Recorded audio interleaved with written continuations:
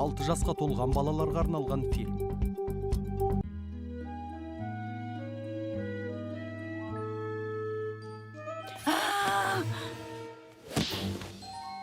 Туайлайт, не болды?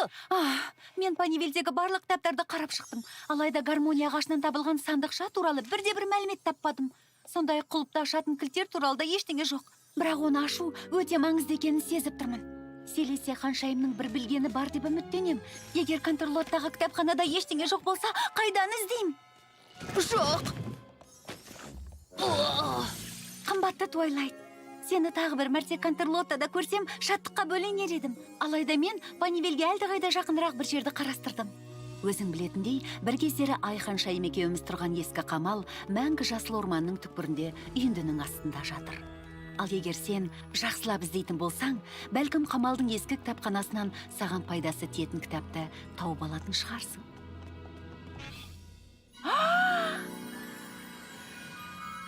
Мәссаған, мына ежелгі кітаптарға қараш.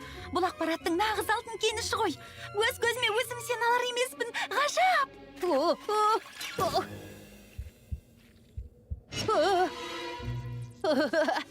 Сонымен ал. Туайлайт, үйге кеттік пе?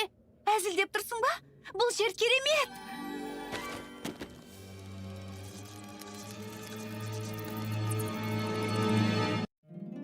Сүйкімді пони, сүйкімді пони. Сүйкімді пони, сені көп күттік. Сүйкімді пони, әлемге ғажайып нұрыңды төк. Риясыз күлкі мейірім, жүрекпен сыйларсың бізге түрлі оқиғаның. Сәніміз ғажайып, біздің әніміз бұл. Сүйкімді пони, дос болайық біріміз бірге. My Little Pony. Достық жеңілмейтін күш. Құпияға толы қамал. Мен берілмеймін, сен беріл. Жоқ. Өлсем де берілмеймін. Бұл ерекше батылдық. Бір понидің екінші пониға көрсеткен асқан батылдығы. Иә. Бұл тамаша. Сендер не істеп жатырсыңдар? Рейнбоу Дэш пен Эпплджек ең батыл пони атағына тайдаласып жатыр. Бұл соңғы сайыс. Ең соңғы кірпік қаққан пони жеңіске жетеді. Маған араларымды қайтарыңдар. Бірақ олай етсек, ешқашан қайсымыз ең батыл пони екенімізді біле алмаймыз. Өте өкінішті. Ал, енді не істейміз? Қыздар уайымдамаңдар. Мен күні бойы ұпайларды мұқият есептеп жүрдім. Нөлдерді қысқартамыз, екіні тасымалдаймыз. Құттықтаймын. Тең түстіңдер. Тең бе? Бірақ ең батыл пониді анықтау сайысында тең нәтиже болуы мүмкін емес. Білмейм, дегенмен сандар алдамайды. Мен осында қалып есепті жүргізетін едім. Бірақ жаңа мектептің қоңырауын тексеруге көмектесем деп уәде бердім. Бір апта бойы сыңғырлатам. Орнымды ешкім алмастыра алмайды. Себебі басқа ешкім көмектесуге ниет білдірген жоқ. Жарайды, еш қиындығы жоқ. Бізге батылдықты тексеретін басқа сайыс ойлап табу керек. Дәл солай.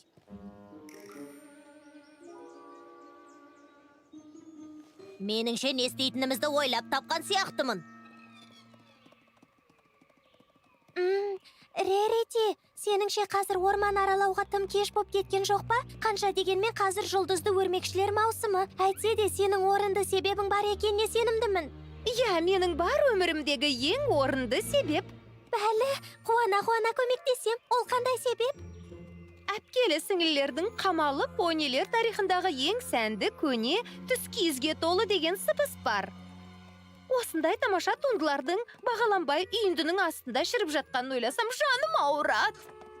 Түсінемін. Олардың бір екеуін алып, дүкеніме апару үшін маған сенің көмегің керек болады. Сол жерде оларды қайта қалпына келтірем. Бұл шынымен де өте маңызды. Иә, мүмкін өмірімдегі ең маңызды нәрсе емес шығар. Алайда көне классика келесі маусымда сәнге айналады. Сондықтан мен үшін маңызы бар.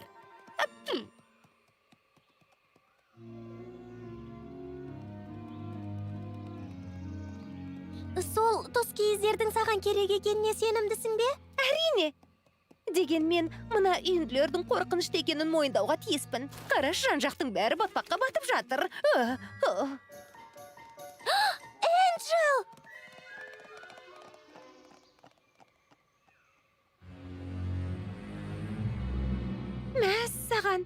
шынымен де көне стильдегі өнер туындыларының көркем қазынасы. Энджел, бұлай қашпауың керек.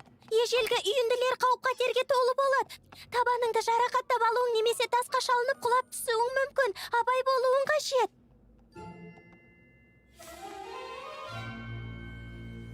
Мен жай ғана селкете түскендіктен бұл майшамдардың барлығы керек болады деп ойламаймын. Олар сен үшін емес, Спайк. Біздің ортасына дейін жұмыс істейміз. Сол себепті бізге барлығы қажет болады. О, тамаша. Міне, біз келдік. Бұл жердің несі қорқынышты. Осы жерден гармония элементтерін тапқанбыз. Құлын кезімде Смит әжем көне аңызды айтып берген. Айпонийін қамауға алғанда, ол қара сиқырының бәрін өзімен бірге алып кетпеген. Әжемнің айтуынша, қараңғы батқан кезде әлгі сиқыр көлеңке пони кейпіне енеді. Елес сияқты дейсің бе? Ешбір пони мұны білмейді. Туф. Керегі де осы. Иә, оған қалпына келтіру жұмыстары артық болмайды. Қымбаттым, ұшып барып, ілгектен шеше қойшы.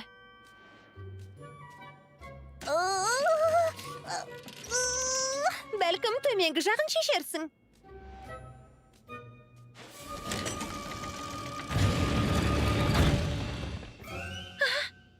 Көне аңыздың несі қорқынышты екенін білмеймін. Оның үстіне мен елестерге сенбеймін. Мүмкін сен пікіріңді өзгертетін шығарсың.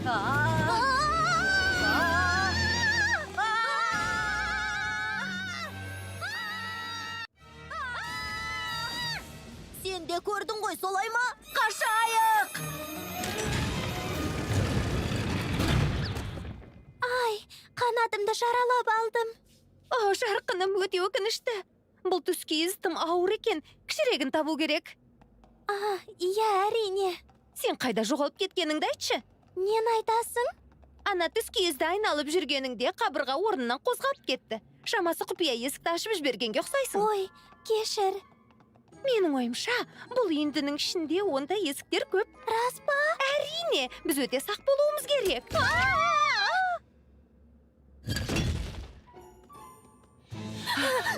Жарайды, мүмкін аңыз раста шығар. Сондықтан сені осында ертіп келдім ғой. Ең батыл пони ғана қорықпай осында түней алады деп ойлаймын. Түсіндің бе? Қорықпай деймісің? Мен қорыққан жоқпын. Мен де. Ендеше келістік. Екеуміздің қайсымыз бұл қамалда ұзақ тұрақтасақ, сол ең батыл пони болады. Келістік. Қорқыныштырақ бір нәрсе болмаса, қайдағы бір понидің көлеңкесі мені бұл жерден қашырып жібере алмайды. Мені де. Ха!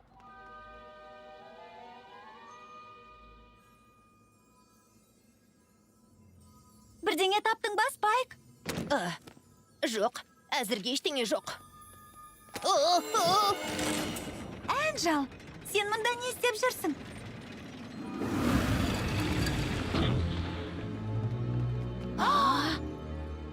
Мәссаған! Әпкелі сіңілілердің күнделігі. Бұл әлгі Селесия ханшайым айтқан кітап па? Қараңғыдан қорқпайсың деп үміттенем, Applejack. Қорқам деп айта алмайым. Тіпті қорққан күннің өзінде сенен екесе аз қорқатын едім, Rainbow Dash. Бұл есептің бұған қандай қатысы барын білмеймін. Себебі мен мүлде қорқпаймын. Мен де. Оу, не болды? Бұл жай ғана қараңғы дәліз, ішіне понилердің тұяқтарын кесіп алып іліп қойған. Иә, қатерлі ештеңесі де жоқ.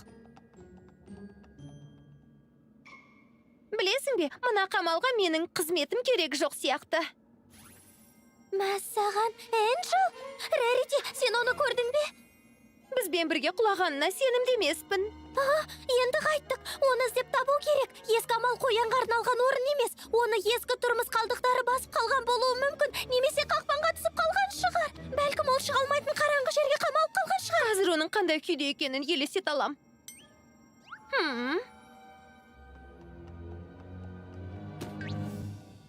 Applejack, мені тұяғыңмен түрткілегенше, қорықсаң жай ғана мойындай сал. Мен мұндамын.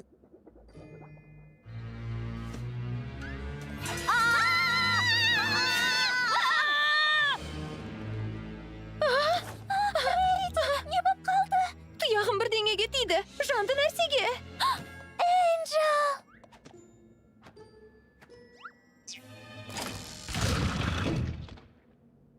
Қойш сол түскі іздерді. Осы құпия дәліздерді, жұмбақ құбылыстарды болжап болмайтын қамалдарды көргенімде жетеді. Болды. Бірақ біз қазір кете алмаймыз. Осы ескі қауіпті қамалдың ішінде Энджел жоғалып кетті. Егер ол құлаған мүсіннің астында қалған болса ше, немесе биік мұнараның үстінде сусыз, тамақсыз жалғыз отырса ше, жалғыз отыр, жападан-жалғыз. Спайк, сен мынаны тыңдауға тиіссің. Мен картиналардың артына тығылғанды жақсы көремін. Айханшайым тұяқтар дәлізінен үрейленетін болса да, оның сүйікті жері құпия баспалдақ. Тұяқтар дәлізі? Жақын күнде ар жақтағы арган дайын болады. Тағат табалар емеспін. Ар жақтағы арган деген не? Ол жағын білмеймін.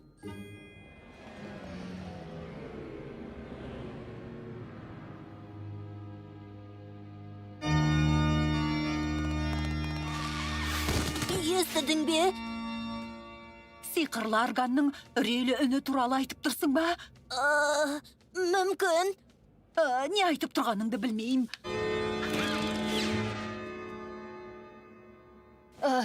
Туайлайт, сен бірдеңе естідің бе? Спайк, сонша қорқақ болмасаңшы. Бұл қамалдың тұрғанына 1000 жыл және оны Айпони жартылай қиратқан.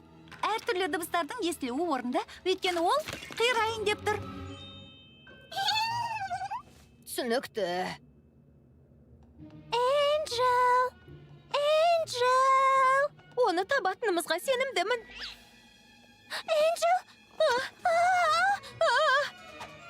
Сен Энджелді таптың ба? Оның жағдайы жақсы ма?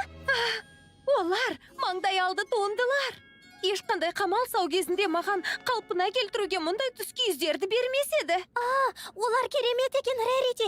Дегенмен менің Энджелді іздеуім керек. Ол өзін тастап кетті деп ойламайтын шығар деп үміттенем. Артыңнан қуып жетем. 1 минут. Қалай ойлайсың? Бұл қамалда қорқынышты нәрселермен толтырылмаған бір дәліз бар ма? Ой! Бұл әншейін понилердің ескі сау сайманы. Айтарлықтай ештеңе емес. Иә, және оларға жан бітейін деп жатқан жоқ. Рас қой.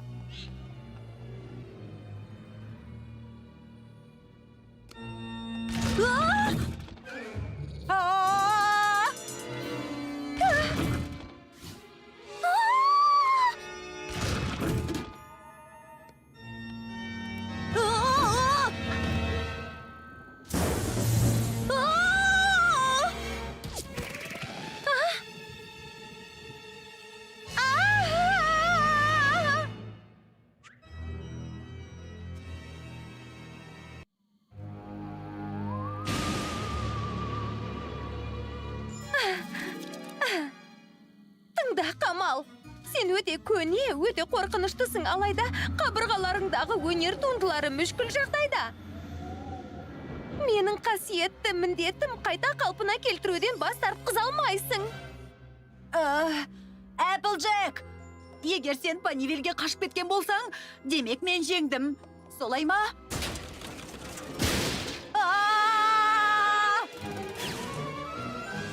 Рерити.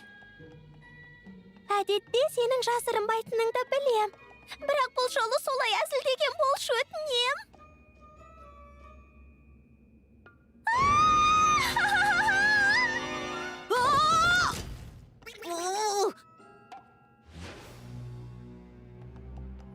Рейнбоу? Хей! Егер сені қамалдан таба алмасам, мен жеңдім деген сөз. Дұрыс па?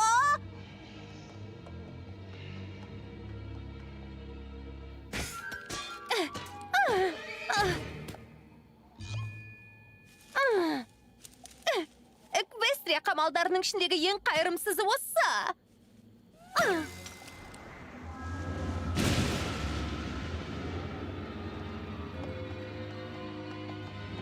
Энджел, Рерити! Екеуің біргесіңдер деп үміттенем.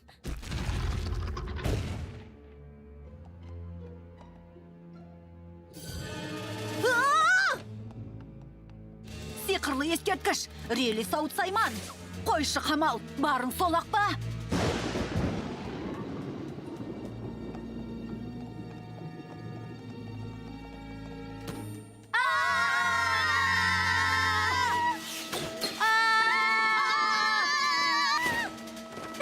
Мен бар болғаны өнер туындыларын қайта қалпына келтіруге тырыстым.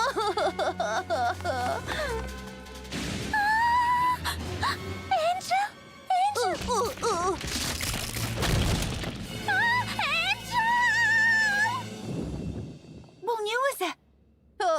Бар болғаны көне қамалдың кезекті қирауының оғаш дыбыстары.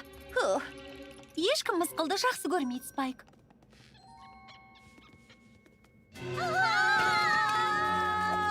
Оларға не көрінген? Бәрі дұрыс па, халің қалай? Жақсың ба? Көлеңкелер жайлап алды.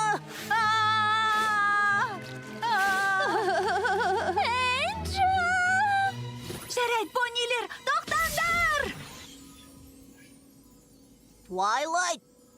Энджелді құтқаруым керек.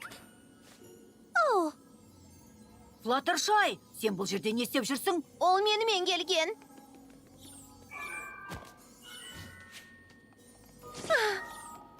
Рахмет. Сендер түні бойы Қамалдың ішінде шыр айналып жүгіріп, бір-біріңді қорқытып жүрсіңдер ме? Бұл неге байланысты? Неге байланысты? Көлеңке пони сенсің бе жоқ па? Соған байланысты. Көлеңке пони деген кім тағы? Әй, бұл понилердің ескі ертегісі. Ендеше анда ойнап жатқан кім? Оны анықтаймыз.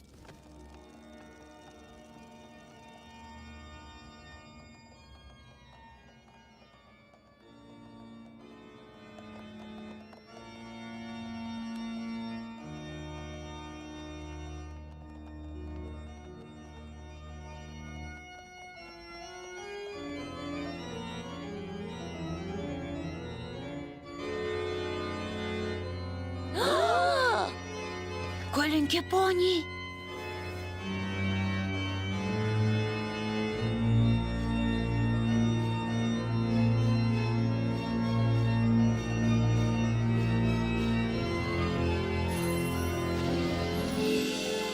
Сәлем! Сендер менің арганда ойнайтынымды біліп пе едіңдер, ал өзім білмеппін. Пинки! Қараңдарш! Сен көлеңке понисің бе? Понидің неменесі? Көрдің бе? Айттым емес пе? Сен апта бойы мектептің қоңырауын соғуың керек болған. Мен бар болғаны 5-ақ минут соғып едім, сол да жетеді деді. Тіпті не үшін екенін білмеймін. Сосын мектеп қоңырауының аяқталуына байланысты сауық кешін ұйымдастырайын деп едім, үйімнен қоңырау таппадым. Қоңыраусыз қоңырауға арналған сауық кеші қалай өтеді? Қоңырау іздеп мәңгі жасыл орманға бардым, бірақ орман салқын болған соң жаурап қалдым. Гүл орауға арналған брезентке оранып алдым. Содан кейін Флаттершай мен Раритиді көріп қалдым. Олар қамалға кіріп кетті. Енді міне сендердің сауық кештеріңе қатысып жатырмын. Қандай сауық кеші? Сендер қорқынышты қамалға келіп, мен арганда ойнаған кезде бір-біріңнен жасырынатын сауық кеші. Міне осылай.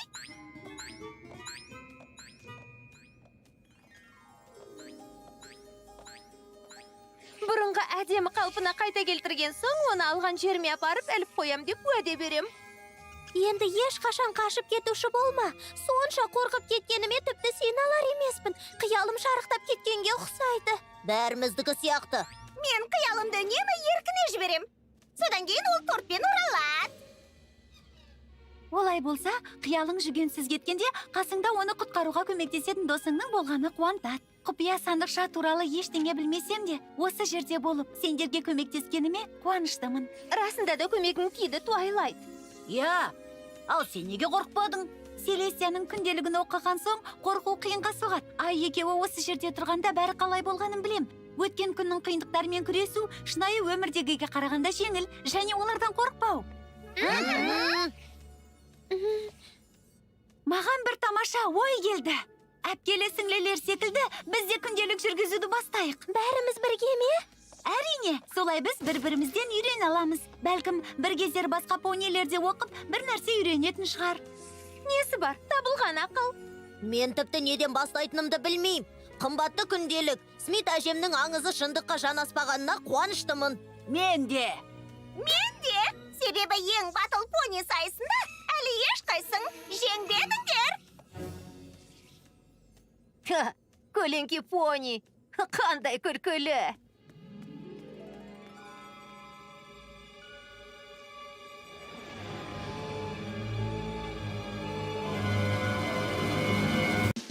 Фильм Қазақстан Республикалық телерадио корпорациясында аударылып дыбысталды. 2023 жыл.